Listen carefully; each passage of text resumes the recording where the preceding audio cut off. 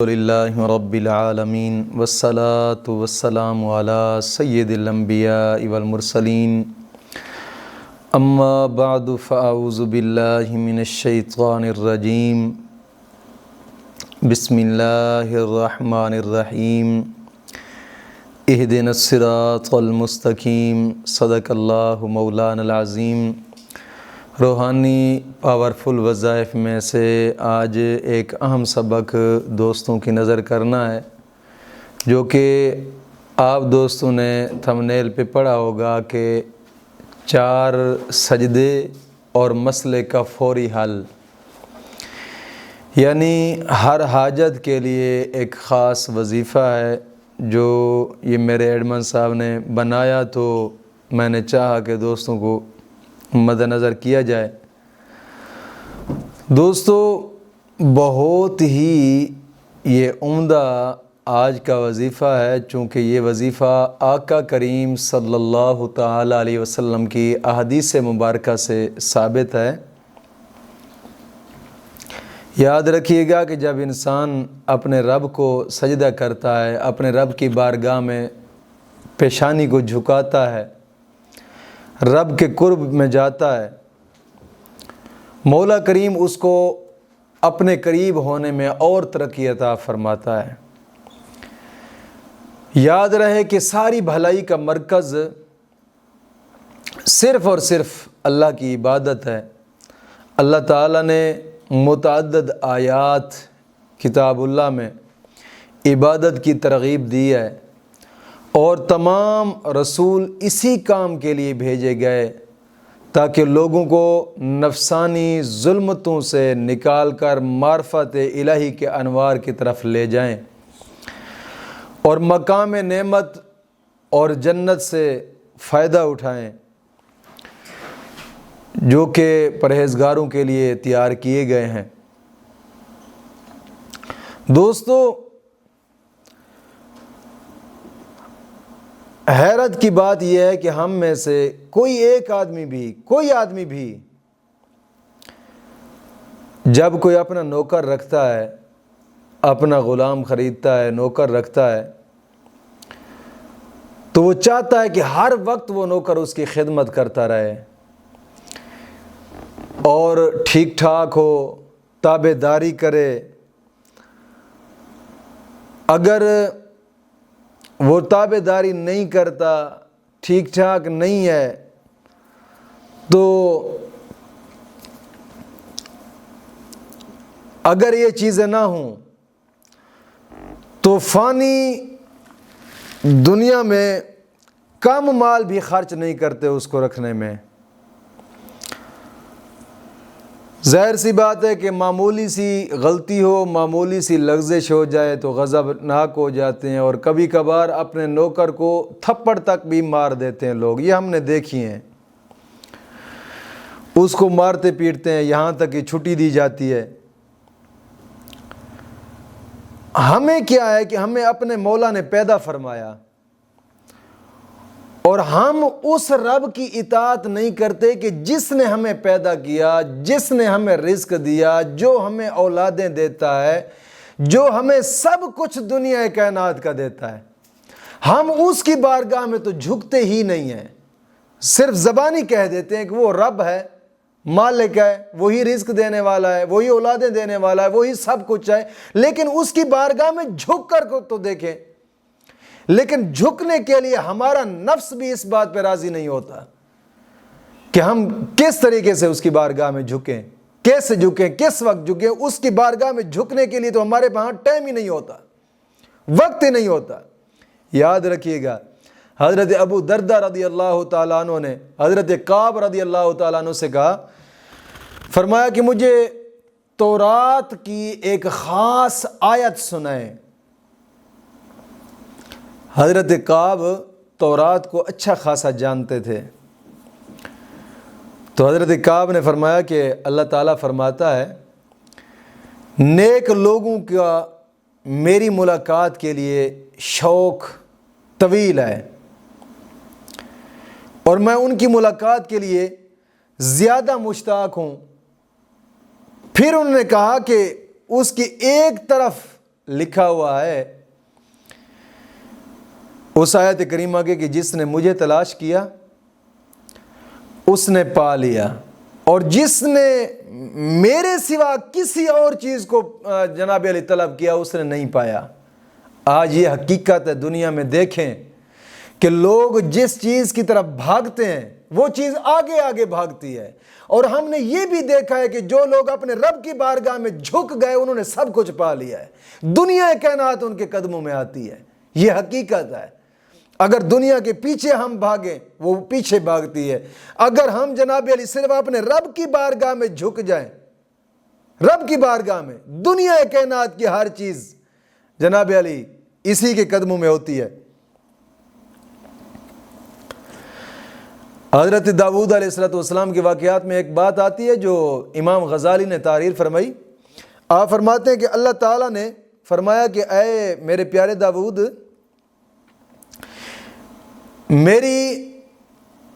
میرے زمین والوں کو بتا دو کہ جو مجھ سے محبت کرے میں اس کو محبوب رکھتا ہوں، اس کو حبیب رکھتا ہوں، اور جو میری ہم نشینی کرے میں اس کا بہترین ہم نشیں ہوں، جو میرے ذکر سے مانوس ہو اس کا انیس ہوں، جو میری مصاحبت کرے میں اس کے ساتھ ہوں، جو چاہتا ہے کہ میں اپنے رب کے قریب ہو جاؤں اللہ اس کے قریب ہو جاتا ہے، جو مجھے چن لیتا ہے میں اس سے چننے والا ہوں، جو میری اطاعت کرے میں اس کی دعا کو قبول کرتا ہوں، جو میری اطاعت کرتا ہے میں اس کی دعا کو قبول کرتا ہوں، جو بندہ بھی قلب یقینی رکھتے ہوئے مجھ سے محبت کرتا ہے میں اسے اپنے لیے قبول کر لیتا ہوں، اپنا بنا لیتا ہوں۔ تو دوست بات یہ ہے کہ اپنے رب کی بارگاہ میں جھک جائیں۔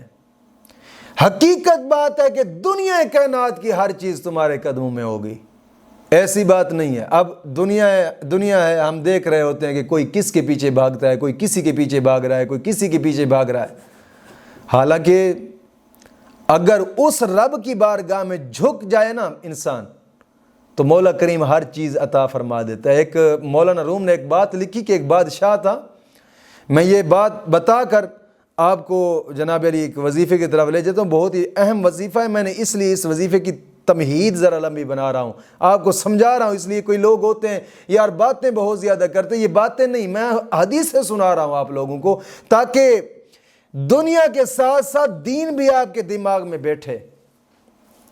میں اپنے سننے والوں کو ایسے لاوارثہ نہیں چھوڑ سکتا، ساتھ ساتھ دین بھی کچھ نہ کچھ سمجھ آئے۔ مولانا روم نے ایک بات لکھی کہ ایک بادشاہ تھا، اپنے وزیر کے ساتھ جناب علی شکار کرنے کے لیے نکلا۔ جب جنگل میں گیا تو اس نے کیا دیکھا کہ ایک لونڈی تھی، عورت، اور اس کو دیکھتے ہی بادشاہ کو عشق ہو گیا۔ اس لیے اللہ کا قرآن فرماتا ہے نا کہ تم نظریں نیچی رکھو، کیونکہ سب سے پہلے نظر دیکھتی ہے تب دل مجبور ہوتا ہے، اگر نظر نیچی ہو دل پریشان کبھی نہیں ہوتا۔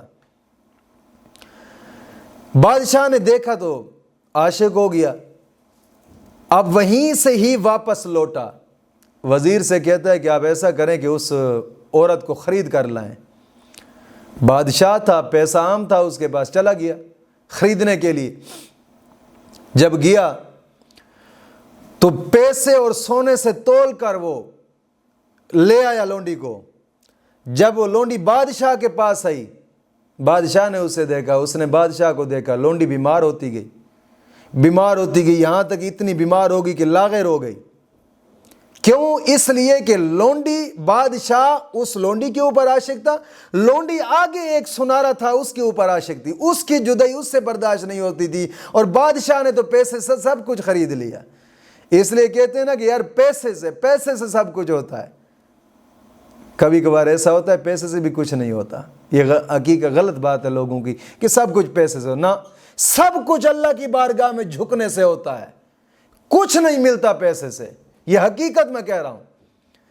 جب وہ لونڈی بیمار ہو گئی، بادشاہ نے سوچا اب کیا کیا جائے، اس نے بلایا عاملین کو، بڑے بڑے پیر آئے، ادھر ادھر عامل آئے، پیر آئے علاج کرنے کے لیے کہ اب اس کا علاج کیا جائے، حکماء لوگ آئے، جو بھی آتا وہ کہتا کہ بادشاہ یہ تو ایک چٹکی کے مارے میں اس کو صحیح کر دوں گا، صحیح نہ کر سکا۔ دوسرا آیا، وہ کہتا میرے جناب علی دائیں ہاتھ کا کھیل ہے، کوئی کہتا بائیں ہاتھ کا کھیل ہے، کوئی کہتا یہ تو میری چٹکی کی مار ہے۔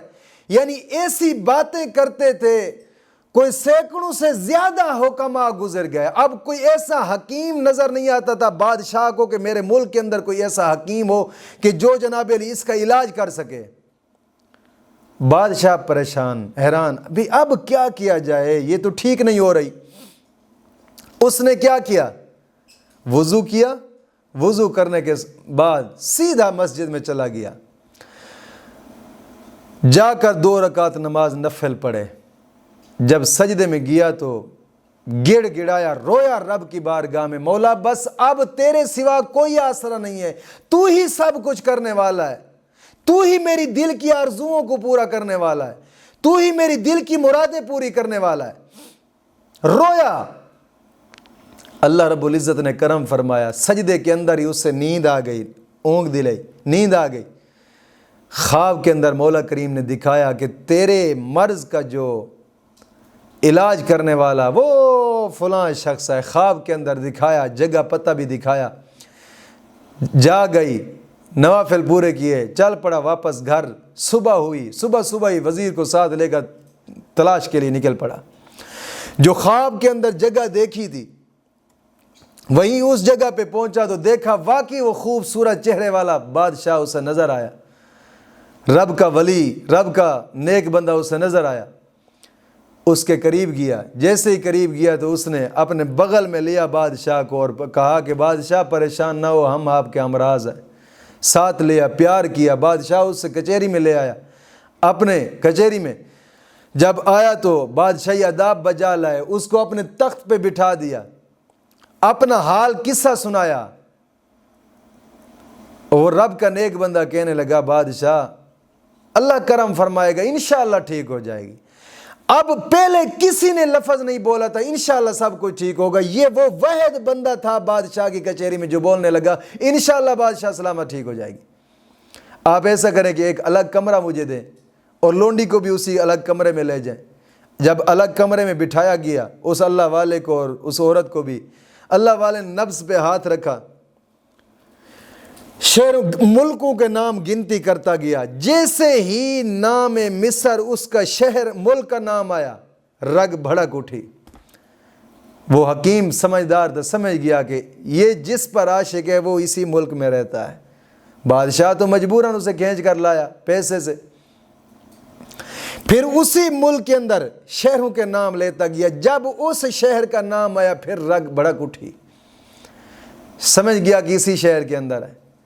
پھر جناب علی قوموں کے نام لیتا گیا، جیسے ہی قوم سنیار آئی رگ بھڑک اٹھی، سمجھ گیا کہ قوم سنیار کے اندر ایسا بندہ ہے جس کے اوپر یہ عاشق ہے، مریضہ بنی پڑی ہے اس کے عشق میں۔ پھر نام لیتا گیا آدمیوں کے، جب اس کا نام آیا مزید بھڑک اٹھی رگ، سمجھ گیا رب وہ حکیم۔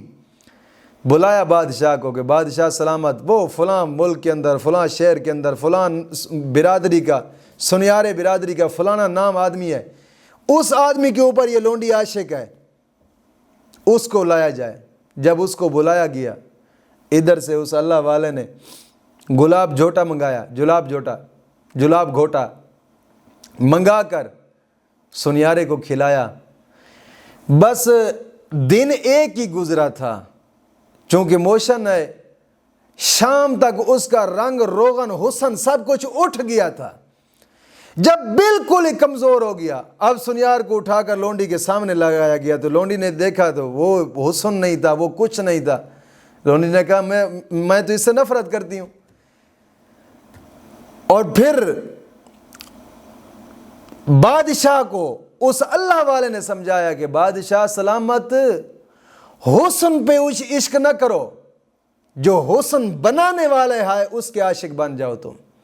بات یہ ہے کہ سب کچھ اس کی بارگاہ میں جھکنے سے ملتا ہے، لہٰذا نماز کی پابندی لازمی کریں، اور ہر نماز کے بعد 11 مرتبہ کلمہ طیبہ اور 11 مرتبہ درود پاک یہ اشد ضروری ہے، اور اپنے تمام گناہوں سے توبہ کریں اور آئندہ گناہ نہ کرنے کا ایک پختہ عزم کریں۔ اور روزانہ کی بنا پہ کم از کم قرآن کریم کی آیات مبارکہ پڑھا کریں، 2 رکوع، کم از کم 2 رکوع پڑھا کریں، قرآن کریم کی تلاوت کریں گے، اس سے بڑا فائدہ ہوتا ہے، بڑا فائدہ ہوتا ہے۔ اور حدیث پاک میں آتا ہے قرآن کریم کی تلاوت کرنے کے بعد انسان جو بھی دعا مانگتا ہے مولا کریم اس کی دعا کو قبول فرماتا ہے۔ اور رمضان شریف ہے، رمضان شریف کے مہینے کے اندر صدقہ خیرات زیادہ سے زیادہ جتنا ہو سکے کوشش فرمایا کریں۔ زکوٰۃ کا چونکہ مہینہ رمضان شریف کا ہے، زکوٰۃ ادا کرنے والے لوگ، صدقہ خیرات، میں دوستوں سے گزارش کروں گا کوشش فرمائیں کہ ہمارے اس ادارے کے ساتھ تعاون فرمائیں کہ کافی سارا کام ہونے والا ادارے کا، درسگاہ کا بھی، آپ مسجد کی چٹائی ہے یا مسجد کے پنکھے لینے والے ہیں، گرمیاں آ رہی ہیں، پنکھے نہیں ہیں، کافی سارے معاملات ہیں، مدرسے میں مسافر طلباء ہوتے ہیں، روزے رکھتے ہیں، روزے افطار کرتے ہیں، ان کو روزے افطار کرائیں، ان کے روزے کھلائیں، صدقہ خیرات کریں کہ آقا کریم صلی اللہ علیہ وسلم کا فرمان مبارک ہے، دین کے طالب علم پر جس نے 1 روپیہ خرچ کیا مولا کریم جناب علی اس کو احد پہاڑ کے برابر ثواب عطا فرماتا ہے۔ اور یہ دنیا ہے نا، دنیا پہ تھوڑا سا بھی خرچ کر جائیں گے، حقیقت بات ہے یہ وہ راستہ ہے کہ جب قبر میں جائیں گے اس کا ثواب دیکھیں گے، وہاں پچھتاوا ہوگا، کاش کہ پوری زندگی کی جمع پونجی اس راستے پہ لگا دیتا۔ دوستو حدیث پاک میں آتا ہے کہ جس شخص نے دنیا میں رہ کر قرآن کی حفاظت کی مولا کریم قبر کے اندر جہنم کی آگ سے اس کو محفوظ فرمائے گا۔ کوشش فرمائیں کہ زیادہ سے زیادہ اس مقدس کام میں اپنا حصہ ڈالیں۔ سکرین پر آپ دیکھ رہے ہوں گے allied bank account, jazz cash account, easy پیسہ اکاؤنٹ اور UBL بینک اکاؤنٹ آپ لوگوں کے سامنے ہے۔ کوشش فرمائیں کہ زکوٰۃ صدقہ خیرات کے لحاظ سے اس ادارے کے ساتھ تعاون فرمائیں، انشاءاللہ العزیز مولا کریم اسی کے صدقے کرم نوازی فرمائے گا۔ اب میں بتاتا ہوں آپ کو خصوصی وظیفہ جو آقا کریم صلی اللہ علیہ وسلم کا بیان مبارکہ سے بھی ثابت ہے اور بزرگان دین کا انتہا مجرب وظیفہ ہے، انتہا مجرب۔ سب سے پہلے کسی بھی وقت رات ہو یا دن مکروہ ٹائم نہ ہو، یعنی کہ سورج طلوع ہوتے وقت 20 منٹ، نصف نہار کے وقت 20 منٹ، سورج غروب ہوتے وقت 20 منٹ، ان 3 ٹائموں کے علاوہ 20 منٹ ان میں مکروہ ہوتا ہے کوئی بھی عبادت کرنی۔ تو ان 3 ٹائموں کے علاوہ کسی بھی وقت سب سے پہلے وضو کریں، وضو کر کے 2 رکعت نماز نفل حاجات پڑھیں۔ پہلی رکعت کے اندر سبحانک اللہم، پھر الحمد شریف، پھر 7 مرتبہ سورۃ اخلاص پڑھیں اور پھر رکوع کریں۔ جب رکوع میں جائیں سبحان ربی العظیم 3 مرتبہ کہہ کر 40 مرتبہ آیات کریمہ پڑھنی ہے، لا الہ الا انت سبحانک انی کنت من الظالمین، 40 مرتبہ پڑھنی ہے۔ پھر رکوع سے اٹھ کر پہلے سجدے میں جانا ہے، 3 مرتبہ سبحان ربی الاعلی پڑھ کر پھر 40 مرتبہ آیات کریمہ پڑھنی ہے، لا الہ الا انت سبحانک انی کنت من الظالمین۔ پھر جناب علی دوسرے سجدے میں جائیں گے تو 3 مرتبہ سبحان ربی الاعلی پڑھ کر 40 مرتبہ آیات کریمہ پڑھیں، لا الہ الا انت سبحانک انی کنت من الظالمین 40 مرتبہ۔ پھر دوسری رکعت میں الحمد شریف اور الحمد شریف کے بعد 7 مرتبہ سورۃ اخلاص، پھر رکوع میں جائیں گے 3 مرتبہ سبحان ربی العظیم کہہ کر 40 مرتبہ آیات کریمہ لا الہ الا انت سبحانک انی کنت من الظالمین۔ پھر سجدے میں جائیں گے سبحان ربی الاعلی 3 مرتبہ کہہ کر 40 مرتبہ پھر آیت کریمہ پڑھنی ہے، لا الہ الا انت سبحانک انی کنت من الظالمین۔ پھر دوسرے سجدے میں بھی اسی طرح 3 مرتبہ سبحان ربی الاعلی پڑھ کر 40 مرتبہ آیت کریمہ پڑھیں، لا الہ الا انت سبحانک انی کنت من الظالمین۔ پھر جناب علی اٹھیں گے اتحیات مکمل کر کے سلام پھیریں، یکسوئی کے ساتھ 2 رکعت نماز نفل اس طرح پڑھیں کہ اپنی حاجت آرزو دل میں رکھ کر گڑ گڑا کر بالکل یہ 2 رکعت نماز نفل پڑھیں، اس طرح کریں۔ پھر پڑھ کر 11 مرتبہ درود پاک پڑھ کر اللہ رب العزت کی بارگاہ میں سوالی ہو کر ہاتھ اٹھانے ہیں اور رو کر گڑ گڑا کر اس کی بارگاہ میں دعا مانگے اور حاجت مانگیں، آنکھیں بند کر کے اپنا دل دماغ ضمیر رب کی بارگاہ میں جھکا دیں۔ انشاءاللہ العزیز 1 سے 2 دن اس طرح کریں گے آپ کا مسئلہ حل ہو جائے گا انشاءاللہ العزیز۔ بزرگ فرماتے کہ ایک دفعہ کرنے سے ہی مسئلہ حل ہو جاتا ہے، میں تو آپ کو 1-2 دن دے رہا ہوں، انشاءاللہ مسئلہ حل ہوگا۔ مولا کریم دین متین کی سمجھ عطا فرمائے۔